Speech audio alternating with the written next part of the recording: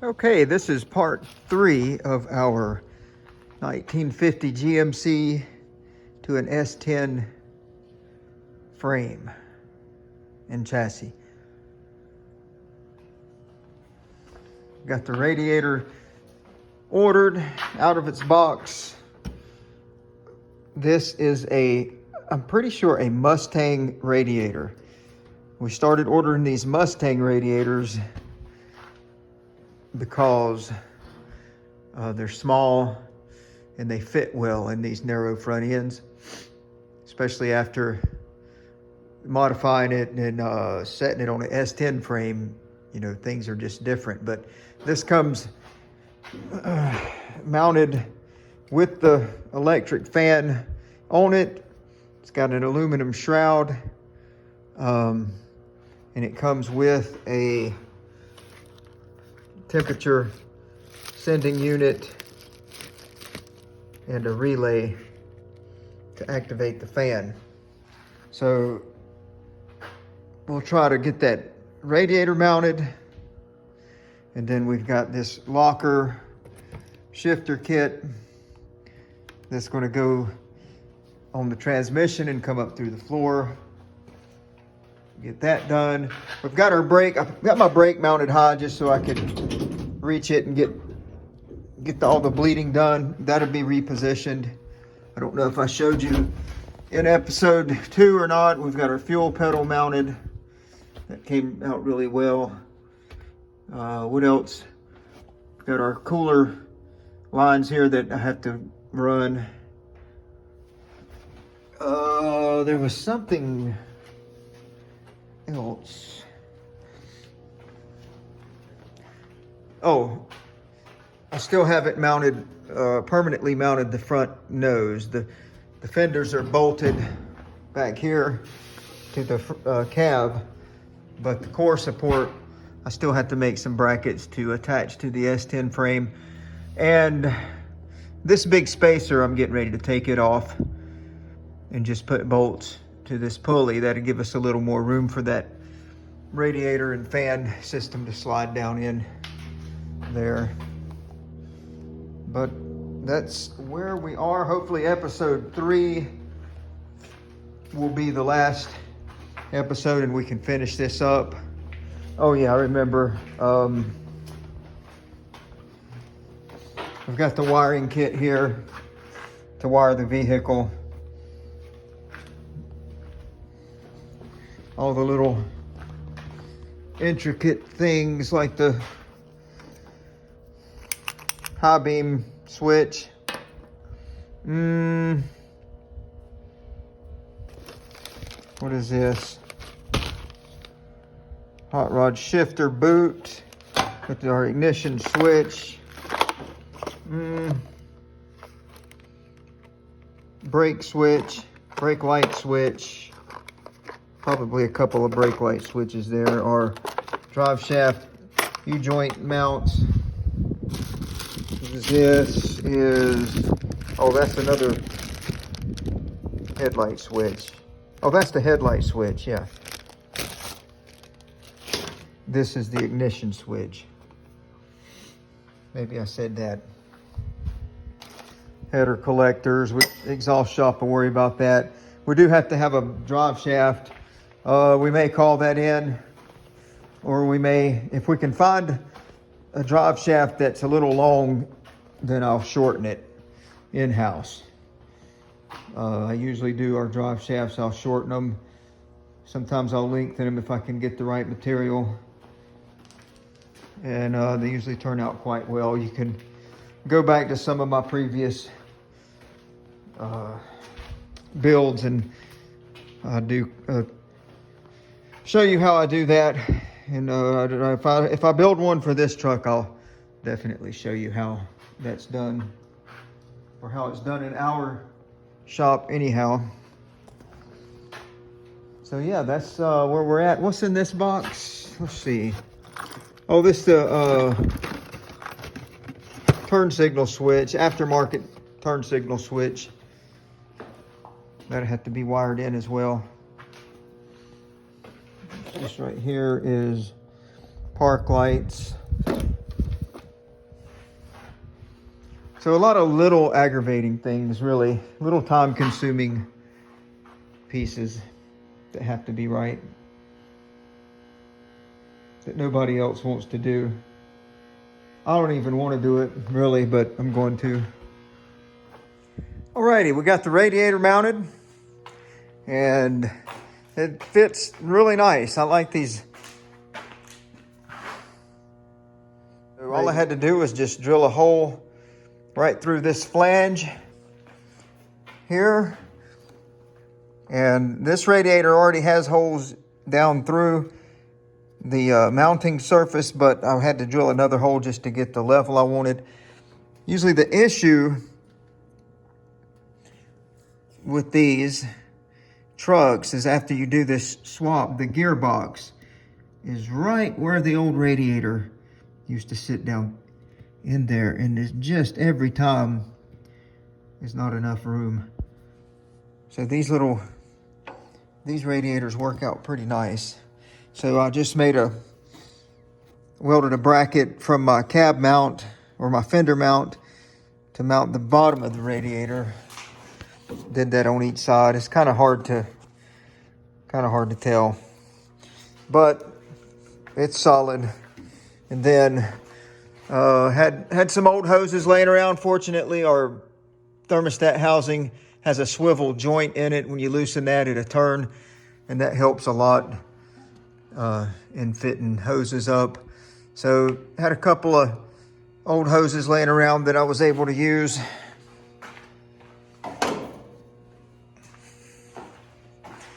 Got the lower hose on. That's the factory GM lower hose. I'm not sure, because that was still attached to that V8, and I don't know what that V8 came out of. Probably a truck or an S10 or something like that. So that would be a factory GM lower hose to like an S10 or a C10 or something. They're all pretty much the same. But you could use flex hoses. I know a lot of guys don't like flex hoses anymore. We found out that those things don't flow as well and can cause some cooling issues. But yeah, I think I'll be done for today, and we'll continue on, I guess, tomorrow.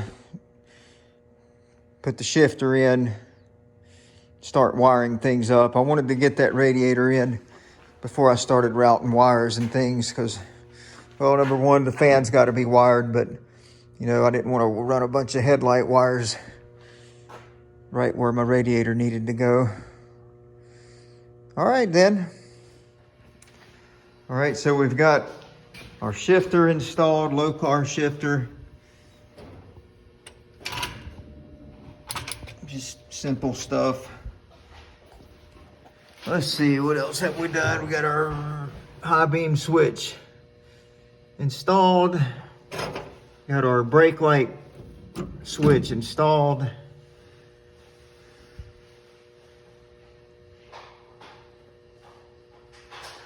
Started running some wires.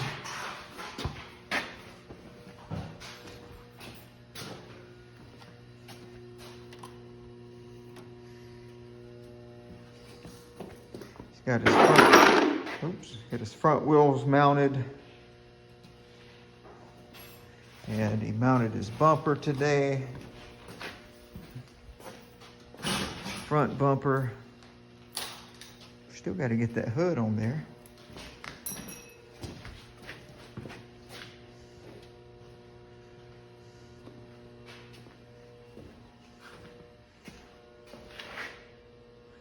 Yeah, that's all we got done.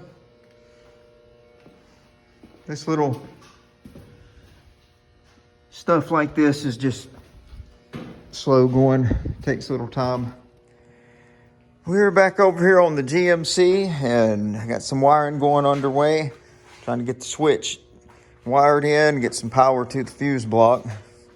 Mike's over here getting our metal guy that does a lot of our metal work. He's doing some floor pans and a transmission tunnel today. And I think he's going to do the transmission cover as well. All right. Mike finished up his transmission tunnel and cover. It looks really nice and crisp. Got his shifter back in. Assume he cut the floor out. I'll have to go under the truck and look.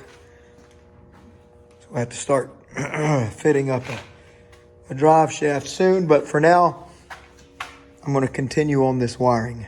Generally, these aftermarket turn signal switches that we order, they work really well.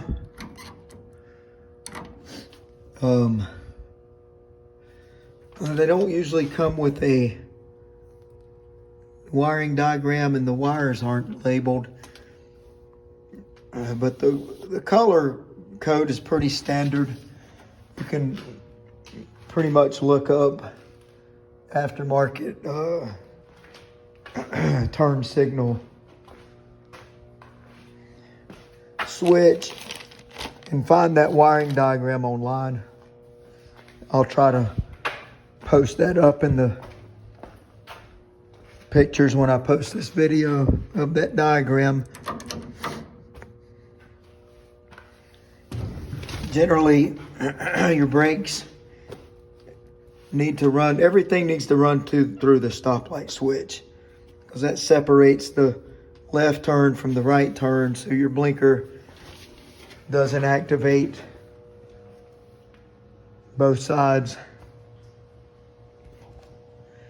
You gotta excuse my voice. I lost it the other night while I was speaking, and it's been going for nearly 2 days. I'm just now getting it back this morning.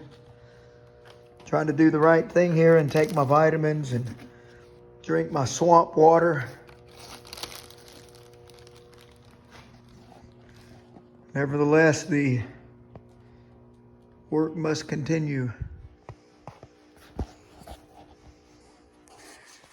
Well, I'm still wired on the 50. I had to take a weekend off. Got kind of messed up in my sinuses. Still kind of where I'm at, just messing with the wiring. Nothing real exciting going on there, but I guess we're going to take a day off of that. We got this Impala wagon to mess with. I guess it's a 64. Not in bad shape. Lowering it, putting a big set of tires on it. Had to put a master cylinder on it and just get the drivability right on it. But what I wanted to talk about was different frame options. We may have another frame swap coming. It won't be a truck, but I won't tell you what that is going to be yet. But we were looking at different frame options, and this right here is obviously your Nova / Camaro style subframe, and a lot of earlier frame swaps were done with these by cutting the original frame off of the vehicle and grafting this one on, and it got you your modern suspension, or what was modern then. You got your A-arms and your coil springs, disc brakes. Still had a gearbox, but even now they make, for these subframes, they make rack and pinion conversions, so you could do that. Or you could do, for your Fords, we've done Crown Vic swap, and that works out really good for your Ford F-100s and your Ford trucks. Now, I wanted to get some measurements. You can go online and get these measurements usually, but there's nothing like having it in your own backyard to check. And again, I'm standing here with no help to hold the measuring tape. So let me get a jack stand. Okay, so I've got that jack stand set up over there on the outside of the hub where the wheel mounts. That's the measurement I'm looking for. So I'm gonna go right up against that jack stand and just kind of eyeball right down. That's 61 inches to the outside hub. So 61. I think the vehicle that we were looking at was 55.5-inch frame. So that's 61.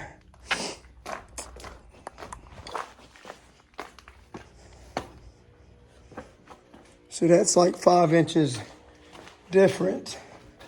5 inches wider on the Nova subframe. Okay guys, here's where we're at on this 50. I had to take a few days off on it. He found him some wood sides to go on there. I think they fit pretty well. We have, what I've been doing today is just continuing on the wiring. I've got all the lights working. Pull the headlights switch. We've got our low beams. And let's see, we've got our high beam switch there on the floor. Now we've got high beams. We'll go back here to the back. We have tail lights. Go back into the cab with our aftermarket turn signal switch. We had to go to another turn signal switch. The previous one we had wasn't any good. I didn't like the design anyhow. Left turn signal.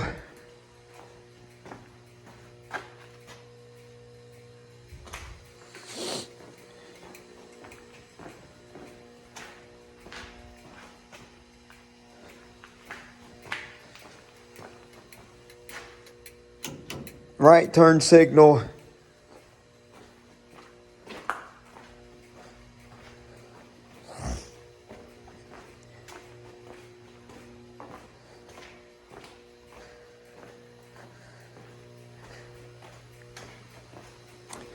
And brakes.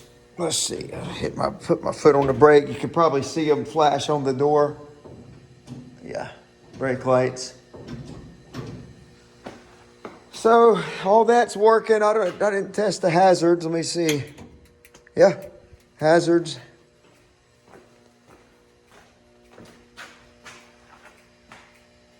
Cool.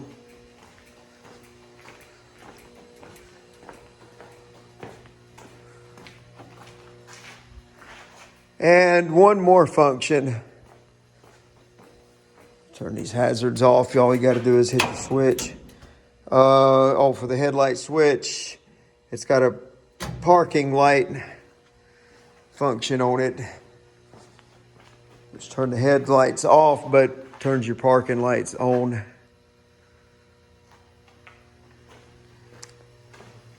And there's no parking or running lights on the side of this truck or on the back, so I don't know if he wants to do anything. The only thing that we don't have yet is a tag light. I don't know where he's going to mount his tag, so we'll soon see about that, I guess.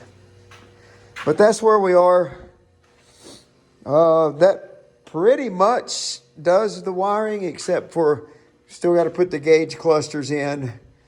There'll be a little wiring to that, and then just tidy everything up. I try to make it all look really neat. Of course, we'll put some loom on that when we're done. We're just trying to keep it all in one cable.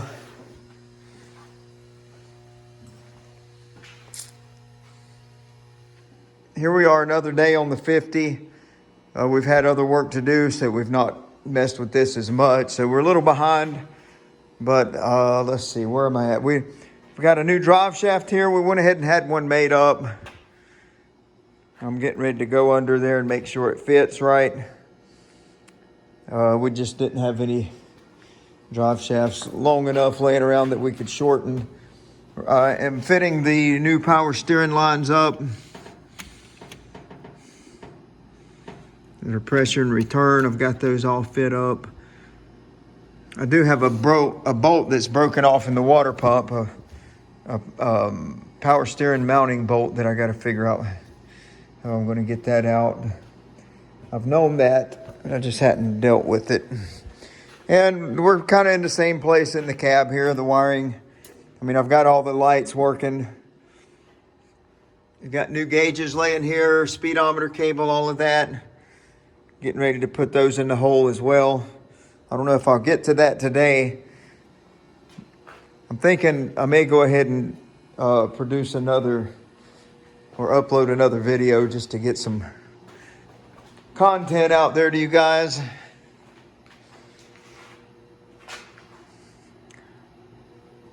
And then maybe we'll just do 4 parts. 4th part will be it running. We've got this 51, I think it is, sitting here that we actually lowered. This one's sitting on a Nova. Nope. This actually is a S10 front nose. Somebody cut the clip off the front of an S10 and put that under there. We didn't do this work. It actually has a Nova rear, or maybe a Camaro rear. We put the new bed in it. It's a pretty nice little truck. We put Mustang bucket seats in it. He just finished putting the insulation on the floor. Runs really nice.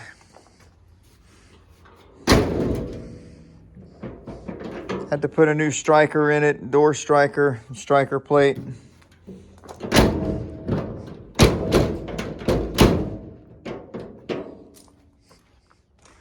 So we've been busy doing these kind of things.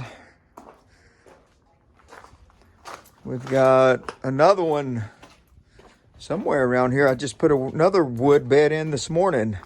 Not that one. That one's waiting on some work. It's got some issues. I think that one's supposed to be sitting on a Nova frame or Nova front, from what I understand. Where's the other one? There's another one around here. I just did a wood bed in this morning. I don't see it. It's old Dodge Aspen wagon. That's a 79 model. That's my Nissan truck. Where did that? It was a, I don't see it. I guess he moved it somewhere. There was a 51 or 2 on a S10 frame this morning sitting here that I put a new wood bed in.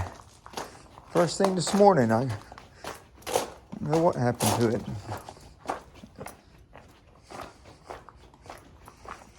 Well, anyway, let's crawl up under here and see if we can see if this drive shaft's going to fit. Well, the drive shaft fit really nice. They did a real good job on it. Brand new front yoke, brand new rear yoke, and I'm sure just brand new steel tube. Sit in the U-joint, sit in the pinion just like it should. I don't have straps. I've got one bolt, so I got to find bolts and straps for this rear end. That's the only thing. This cross member here is close. It's just part of the old system. I could cut that right out and it wouldn't affect any structural integrity at all. If it's going to hit, it may not, because we're sitting, the weight of the vehicle is already